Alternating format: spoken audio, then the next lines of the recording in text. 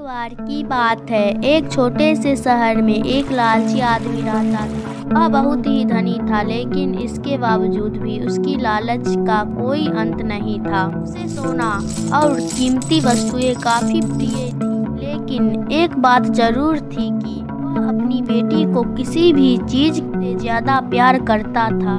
एक दिन उसे एक परी दिखाई दी। जब वो उसके पास आया तो उसने देखा कि पेड़ की कुछ शाखाओं में परी के बाल फंस गए थे। उसने उसकी मदद की और परी उस शाखाओं से आजाद हो गई। लेकिन जैसे जैसे उसका लालच हावी हुआ, उसने महसूस किया कि इसके इस मदद के बदले में एक इच्छा मांगकर उसकी मदद करेंगे। की मदद करके वो आसानी से अमीर बन सकता है।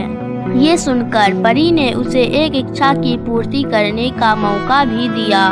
ऐसे में उस लालची आदमी ने कहा कि जो कुछ मैं छूऊंगा वह एक सोना हो जाए। बदले में इस इच्छा को भी उस परी ने पूरी कर दी थी। जब उसकी इच्छा पूर्ण हो गई तब वो लालची आदमी अपनी पत्नी और बेटी को अपनी इच्छा के बारे में बताने के लिए घर भागा। उसने हर समय पत्थरों और कंकरों को छूते और उन्हें सोने में परिवर्तित होते देखा। इसे देखकर वो बहुत ही खुश भी हुआ। घर पहुंचते ही उसकी बेटी उसका अभिवादन करने के लिए दौड़ी।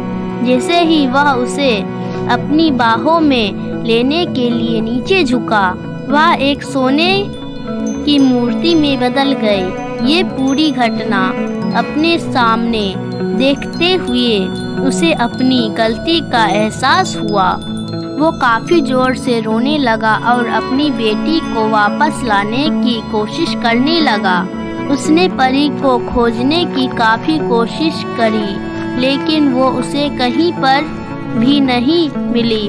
उसे अपनी मूर्खता का एहसास हुआ, लेकिन अब तक काफी देर हो गई थी। इस कहानी से हमें ये सीख मिलती है कि लालच हमेशा पतन की ओर ले जाता है। जरूरत से ज्यादा लालच करना हमें हमेशा दुख प्रदान करता है।